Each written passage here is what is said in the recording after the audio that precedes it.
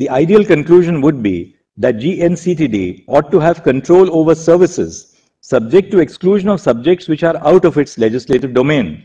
If services are excluded from its legislative and executive domain, the ministers and executives and the executive who are charged with formulating policies in the territory of NCTD would be excluded from controlling the civil service officers who implement such executive decisions.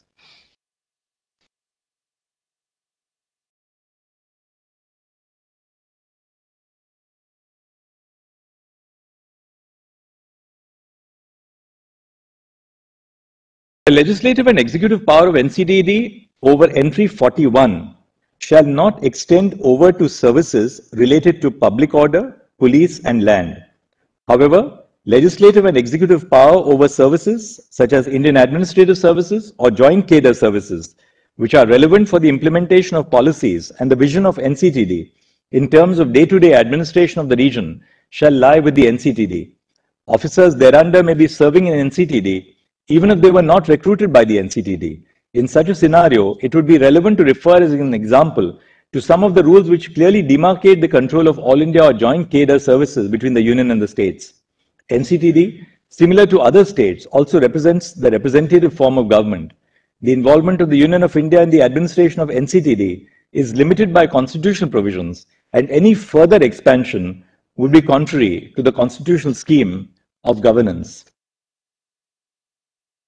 We reiterate that in light of Article 239AA and the 2018 Constitution Bench judgment, the Lieutenant Governor is bound by the aid and advice of the Council of Ministers of NCTD in relation to matters within the legislative scope of NCTD.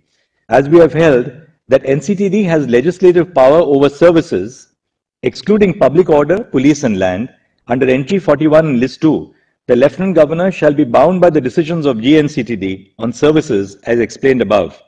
To clarify, any reference to Lieutenant Governor or over services, excluding services relating to public order, police and land in relevant rules, shall mean Lieutenant Governor acting on behalf of NCTD. Now the conclusion. The division of administrative powers between the Union and the NCTD as explained in this section must be respected. In view of the discussion above, the following are our conclusions. A. There does not exist a homogeneous class of union territories with similar governance structures. B. NCTD is not similar to other union territories. By virtue of Article 239AA, NCTD is accorded a sui generis status, setting it apart from other union territories. C. The Legislative Assembly of NCTD has competence over entries in List 2 and List 3, except for the expressly excluded entries of List 2. In addition to the entries in List 1, Parliament has legislative competence over all matters in List 2 and List 3 in relation to NCTD, including the entries which have been kept out of the legislative domain of NCTD by virtue of Article 239AA 3A. D. The executive power of NCTD is coextensive with its legislative power, that is, it shall extend to all matters with respect to which it has the power to legislate. E. The Union of India has executive power only over the 3 entries in List 2, over which NCTD does not have legislative competence. F. The executive power of NCTD with respect to entries in List 2 and List 3 shall be subject to the executive power expressly conferred upon the Union by the Constitution or by a law enacted by Parliament. G. The phrase insofar as any such matter is applicable to Union territories in Article 239AA 3 cannot be read to further exclude the legislative power of NCTD over entries in the state list or concurrent list over and above those subjects which have been expressly excluded. H. With reference to the phrase subject to the provisions of this Constitution in Article 239AA 3, the legislative power of NCTD is to be guided and not just limited by the broader principles and provisions of the Constitution. And I. NCTD has legislative and executive power over services, that is entry 41 of list 2 of the 7th schedule, because 1. The definition of state under section 358 of the General Clauses Act 1897 applies to the term state in part 14 of the Constitution. Thus part 14 is applicable to union territories. And 2. The exercise of rule-making power under the proviso to Article 309 does not oust the legislative power of the appropriate authority to make laws over entry 41 of the state list. We have answered the issue referred to this Constitution bench by the order dated 6 May 2022. The registry shall place the papers of this appeal before the regular bench for disposal after obtaining the directions of the Chief Justice on the administrative side.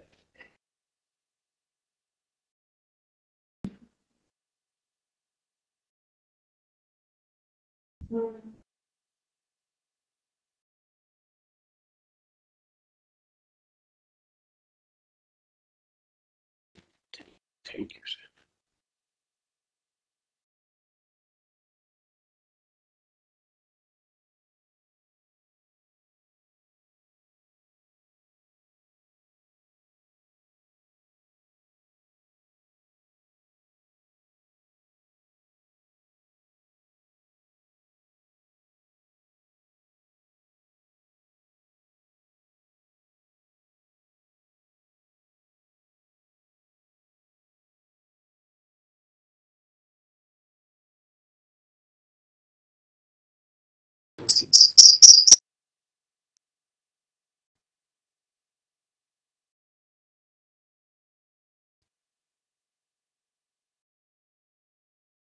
Lord, immensely grateful to your Lordship.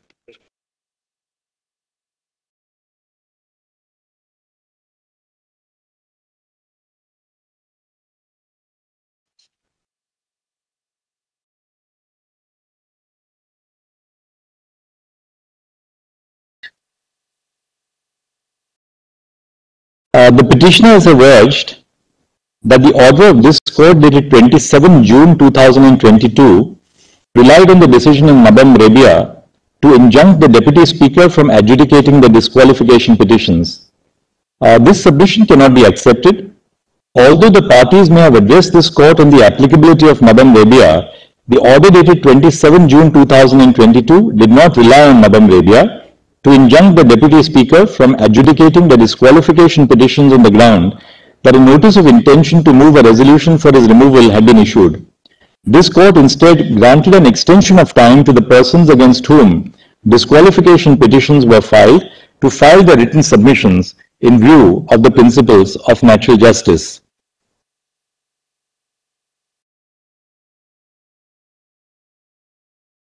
Based on the submissions which have been canvassed before us, we are of the view that the decision in Madam Rebia merits reference to a larger bench because a substantial question of law remains to be settled.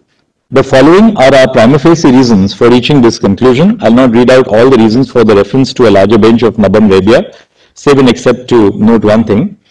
It appears that the following aspects were not considered in Madam Rebia. 1. Whether the temporary disablement of the functions of the Speaker under the 10th schedule is prone to misuse by MLAs who anticipate that disqualification petitions will be instituted against them or by MLAs against whom disqualification petitions have already been instituted, and 2. Whether a constitutional hiatus in the operation of the 10th schedule ensues because of the temporary disablement of the Speaker. To give quietus to the issue, we refer the following question and any allied issues which may arise to a larger bench: whether the issuance of a notice of intention to move a resolution for the removal of the Speaker restrains them from adjudicating disqualification petitions under the 10th schedule of the Constitution. Then we have said that pending the decision of the larger bench, as an interim measure, adoption of the following procedure may subserve the objective of the 10th schedule, the symbols order, as well as Article 179C. It may also provide some amount of clarity and certainty. And the points which we have then made for the interim is that the investing of exclusive adjudicatory jurisdiction upon the Speaker to determine the complaints under the 10th schedule will entitle the Speaker to rule upon and decide applications questioning their jurisdiction. B. 1. The Speaker is entitled to rule on applications which require them to refrain from adjudicating proceedings under the 10th schedule on the ground of initiation of a motion for the removal under Article 179C. A Speaker can examine if the application is bona fide or intended only to evade adjudication. 2. If the Speaker believes that the motion is well-founded, they may adjourn the proceedings under the 10th schedule till the decision of the removal is concluded. On the other hand, if they believe, page 61 ko correction hai, if they believe that the motion is not as per the procedure contemplated under the Constitution, read with the relevant rules, they are entitled to reject the plea and proceed with the hearing. And 3, the decision of the Speaker either to adjourn the proceedings under the 10th schedule in view of the pending proceedings under Article 179C or to proceed with the hearing will be subject to judicial review. As the decision of the Speaker relates to their jurisdiction, the bar of a quae time action as contemplated in Kyoto Holohan will not apply. Now, having referred the matter to a larger bench, we have given our reasons for coming to the conclusion that we are still dealing with the matter on merits because Nabam Rebia, strictly speaking, did not arise in the matter before us, but we thought Nabam, the controversy should be settled by a reference to 7 judges. So I'll now go to the what we have said on the merits of this particular case.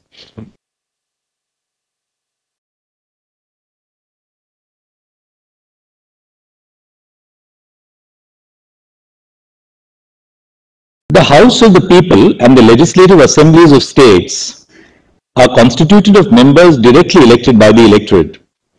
The candidate who secures the highest number of votes is returned to the assembly. The political party which reaches the halfway mark forms government. A coalition of political parties may form the government if no single political party reaches the halfway mark. Articles 75 and 164 provide that the Council of Ministers is collectively responsible to the House of People and the Legislative Assembly of the state respectively.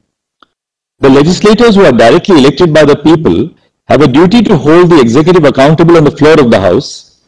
Legislative procedures serve 2 objectives. First, they enable deliberation and discussion on the floor of the House to hold the executive accountable, and such deliberation also produces better constitutional outcomes. And second, they create a system to place a check on the exercise of power by the incumbent government. Certain procedural requirements prescribed by the Constitution safeguard constitutional values. This is reflected in Article 368, which prescribes a special majority to amend certain constitutional provisions, which according to the members of the Constituent Assembly hold a higher constitutional and democratic value. Certain other legislative procedures further democratic processes and accountability and prevent the concentration of power in the hands of the incumbent government. Article 212 cannot be interpreted as placing all procedural infringements beyond the pale of judicial review. Such an interpretation would completely disregard the importance of legislative processes in a constitutional democracy.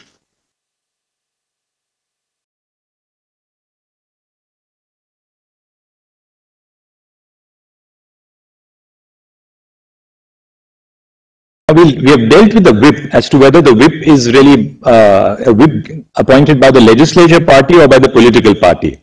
And we say to hold that it is the legislature party which appoints the whip would be to sever the figurative umbilical cord which connects a member of the House to the political party. It would mean that legislators can rely on the political party for the purpose of setting them up for election, that their campaign would be based on the strengths and weaknesses of the political party and its promises and policies, that they could appeal to the voters on the basis of their affiliation with the party, but that they can later disconnect themselves entirely from that very party and be able to function as a group of MLAs which no longer owes even a hint of allegiance to the political party. This is not the system of governance that is envisaged by the Constitution. In fact, the 10th schedule guards against precisely this outcome. That a whip be appointed by the political party is crucial for the sustenance of the 10th schedule. The entire structure of the 10th schedule, which is built on political parties, would crumble if this requirement is not complied with. It would render the provisions of the 10th schedule odious and have wider ramifications for the democratic fabric of this country. Thus, the courts cannot be excluded by Article 212 from inquiring into the validity of the action of the Speaker in recognizing the whip.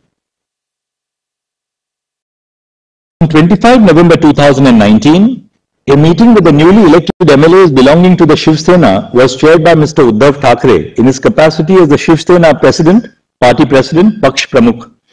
The resolution notes that the MLAs unanimously resolved that all decisions in the meeting would be taken by Mr. Thackeray. A resolution was issued appointing Mr. Eknath Shinde as the group leader of the SSLP and Mr. Sunil Prabhu as the chief whip. On 21 June 2022, some members of the SSLP held a meeting under the chairmanship of the President of the Shiv Sena, Mr. Uddhav Thackeray. In the meeting, it was resolved to remove Mr. Shinde as the group leader of the SSLP and appoint Mr. Ajay Chaudhary.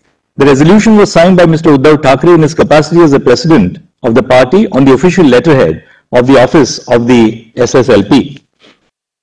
Then, having dealt with that, we say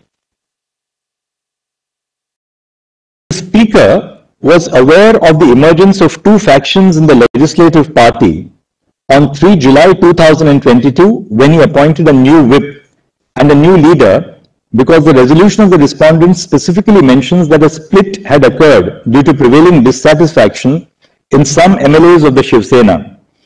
Further, the fact that there were two resolutions appointing two different whips and two different leaders would no doubt have resulted in the Speaker inferring that there were two factions of the Shiv Sena. The Speaker, on taking cognizance of the resolution passed by the faction of the SSLP led by Mr. Shinde, did not attempt to identify which of the two persons who were nominated, namely Mr. Prabhu or Mr. Gogoyle, were authorized by the political party. In a contentious situation such as this, the Speaker should have conducted an independent inquiry based on the rules and regulations of the political party to identify the whip authorized by the Shiv Sena political party. For the reasons detailed in the preceding paragraphs, the Speaker must only recognize the whip appointed by the political party.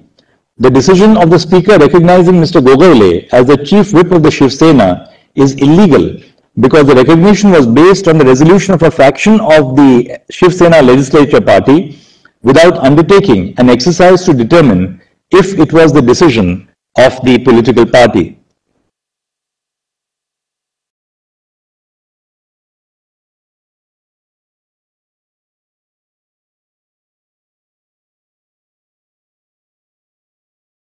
Harmonizing the 10th schedule with paragraph 15 of the Symbols Order. This court cannot accept the solution proposed by the petitioners and lay down a constitutional sequence.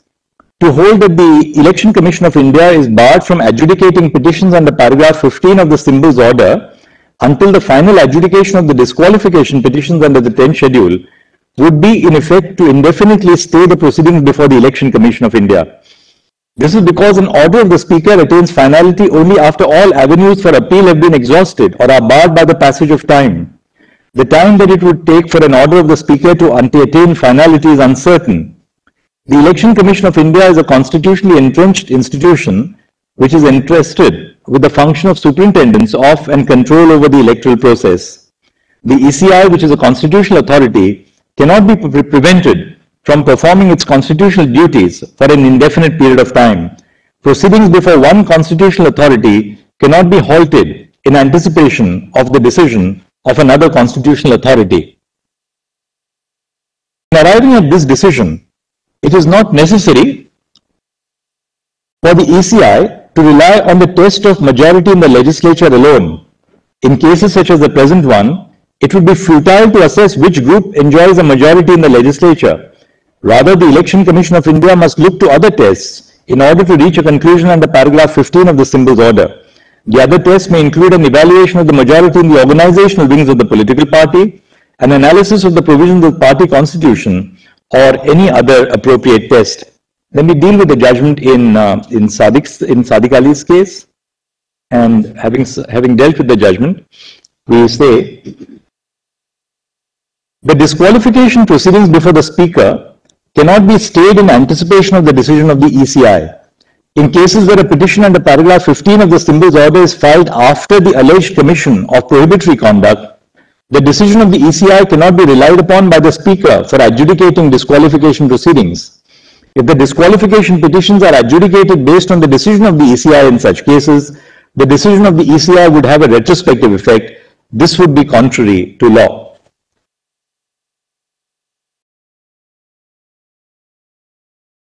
The question before this court is, what is the impact of the deletion of paragraph 3 of the 10th schedule? This question has arisen in the context of both the factions of the Shiv Sena claiming to be the real Shiv Sena. In effect, this points to the existence of a split within the SSLP.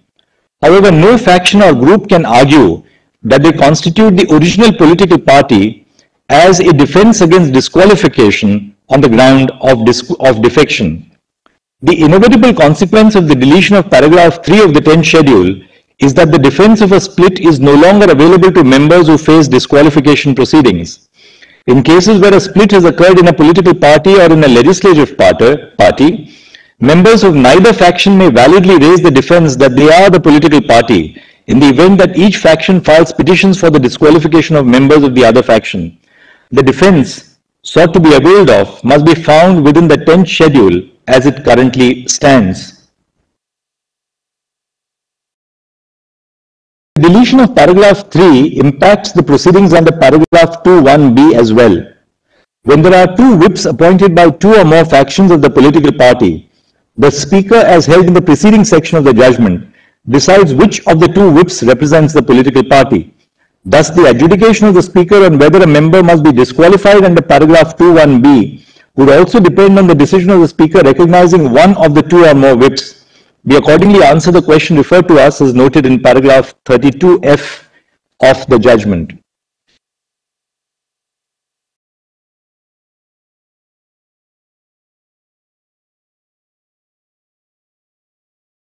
To avert a no confidence motion, the incumbent government may not advise the governor to convene a session of the assembly, and the Speaker may adjourn the sitting of the House to prevent voting for granting leave to move a motion of no confidence.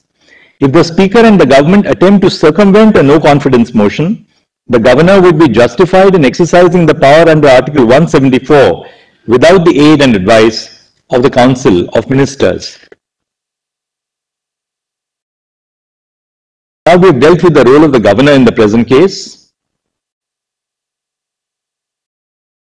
The petitioners have urged that the governor was not justified in reaching the conclusion that he did on the basis of the resolution dated 21 June 2022 because 1.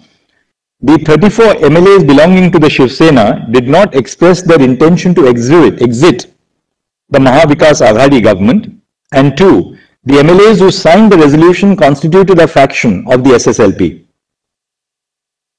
Although the resolution dated 21 June 2022 specifies that some MLAs of the SSLP were dissatisfied with the functioning of the MVA government, it does not record their intention to withdraw support from the government. Among the 34 MLAs who signed the resolution dated 28 June 2022, a few were also ministers in the government. On the basis of this resolution, the governor concluded that the majority of the Shiv Sena MLAs have given a clear indication that they intend to exit from the Maha Vikas Aghadi government. The assembly was not in session when Mr. Fadnavis and 7 independent MLAs wrote to the governor. However, there was no attempt made by the members of the opposition parties to issue a notice for a no confidence motion against the incumbent government. The governor had no objective material on the basis of which he could doubt the confidence of the incumbent government. The resolution on which the governor relied did not contain any indication that the MLAs wished to exit from the MVA government. The communication expressing discontent on the part of some MLAs is not sufficient for the governor to call for a floor test. The governor ought to apply his mind to the communication or any other material before him to assess whether the government seemed to have lost the confidence of the House. We use the term opinion to mean satisfaction based on objective criteria as to whether he possessed relevant material and not to mean the subjective satisfaction of the governor. Once a government is democratically elected in accordance with law, there is a presumption that it enjoys the confidence of the House. There must exist some objective material to dislodge this presumption. The MLAs did not express their desire to withdraw support from the MVA government in the resolution dated 21 June 2022. Even if it is assumed that the MLAs implied that they intended to exit from the government, they only constituted a faction of the SSLP and were at most indicating their dissatisfaction with the course of action adopted by their political party. The political imbroglio in Maharashtra arose as a result of party differences within the Shiv Sena. However, the floor test cannot be used as a medium to resolve internal party disputes or intra-party disputes. Dissent and disagreement within a political party must be resolved in accordance with the remedies prescribed under the party constitution or through any other methods that the party choose to opt for. There is a marked difference between a party not supporting a government and individuals within a party expressing their discontent with the party leadership and functioning. The governor is the titular head of the state government. He is a constitutional functionary who derives his authority from the constitution. This being the case, the governor must be cognizant of the constitutional bounds of the power vested in him. He cannot exercise a power that is not conferred on him by the constitution or a law made under it. Neither the constitution nor the laws enacted by parliament provide for a mechanism by which disputes amongst members of a political party, particularly, can be settled. They certainly do not empower the governor to enter the political arena and play a role, however minute, either in inter-party disputes or in intra-party disputes. It follows from this that the governor cannot act upon an inference that he has drawn that a section of the Shiv Sena wished to withdraw their support to the government on the floor of the House. It is true that the letter dated 25 June 2022 sent by some MLAs of the Shiv Sena to the governor, requesting him to issue directions to the appropriate authorities for the restoration of their security, details mentions that those MLAs no longer wanted to be a part of the corrupt MVA government. However, this cannot be taken to mean that they had withdrawn their support on the floor of the House. Nothing in any of the communications relied upon by the governor indicates that the dissatisfied MLAs from the Shiv Sena intended to withdraw their support to the Chief Minister and the Council of Ministers. At the highest, the various communications expressed the fact that a faction of the MLAs disagreed with some policy decisions of the party. The course of action they wished to adopt in order to air their grievances and redress them was, at the time the floor test was directed to be conducted, uncertain. Whether they would choose to enter deliberations with their colleagues in the House or in the political party, or mobilize the cadres, or resign from the assembly in protest, or opt to merge with another party was uncertain. Therefore, the governor erred in relying upon the resolution signed by a faction of the SSLP MLAs to conclude that Mr. Thackeray had lost the support of the majority of the House. Second, the governor relied on the letter dated 25 June 2022 from 38 SSLP members, claiming that the security provided to them and to their families was illegally withdrawn. The MLAs claimed that the security was withdrawn to coerce them into continuing to support the MVA government against their free will. Therefore, they demanded the restoration of the security provided to them and to their family members. After receiving the letter, the governor issued directions to the state police to provide adequate protection to the MLAs, the members of their families and their property. However, the lack of security to the MLAs has no bearing on the question of whether the government enjoys the confidence of the House. The appropriate response of the governor in such cases is to ensure that security that they were lawfully entitled to continues to be provided to them if it has been removed. This was an extraneous reason that was considered by the governor. The third communication that the governor relied on is the letter dated 21 June 2022 addressed by Mr. Eknath Shinde to the Deputy Speaker, stating that the appointment of Mr. Ajay Chowdhury was illegal. The governor may not inquire into or express an opinion on the validity of proceedings of the legislature. That is exclusively within the domain of the legislature itself, or in certain circumstances discussed in the previous segment of this judgment, within the domain of courts. The discretionary power of the governor under Article 163 of the Constitution is limited to situations where a constitutional provision expressly provides it, or where the Constitution cannot be construed otherwise than to grant such discretion.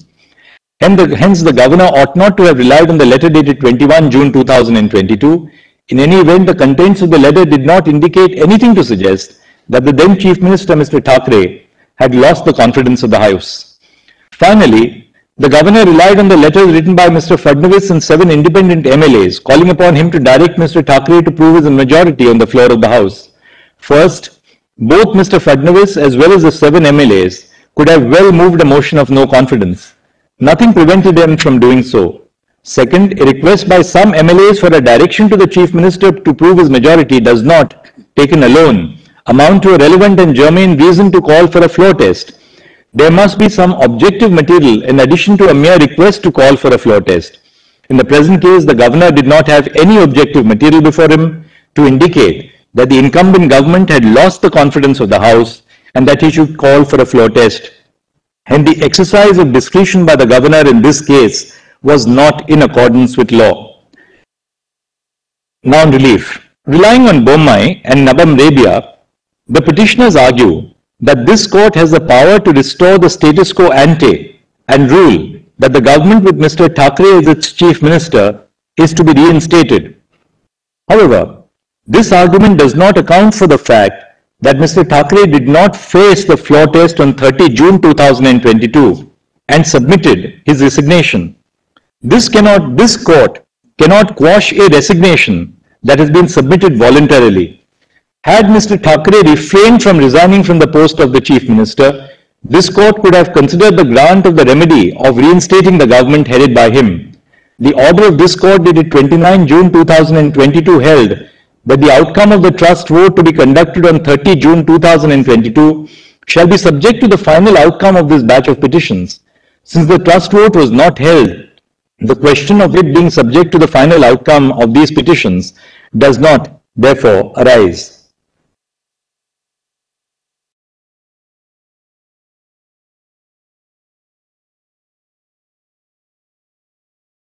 Conclusions.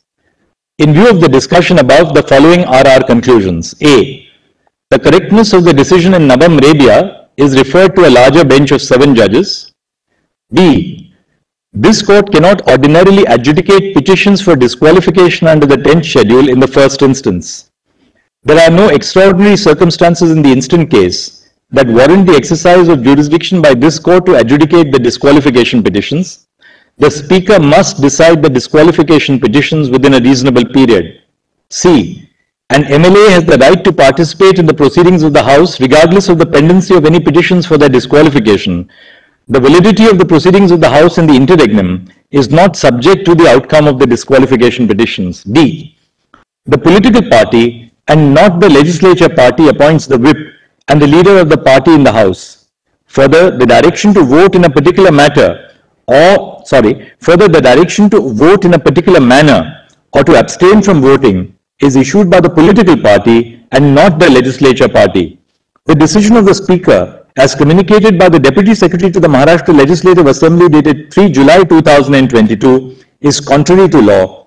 The Speaker shall recognize the whip and the leader who are duly authorized by the Shiv Sena political party with reference to the provisions of the party constitution after conducting an inquiry in this regard and in keeping with the principles discussed in this judgment. E.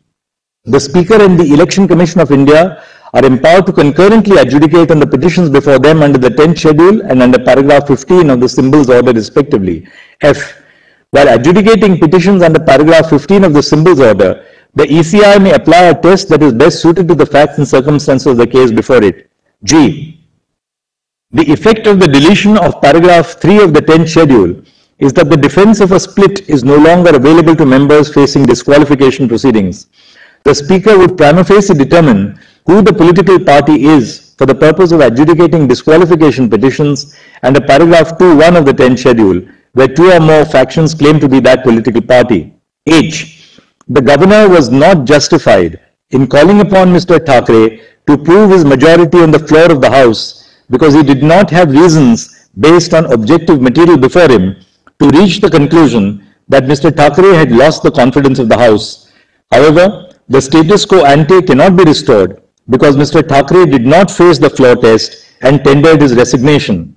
And I, the Governor, was therefore justified in inviting Mr. Shinde to form the government at the behest of the BJP, which was the largest political party in the House. This batch of writ petitions is disposed of in terms of the conclusions and directions recorded above. Grateful to your Lordship.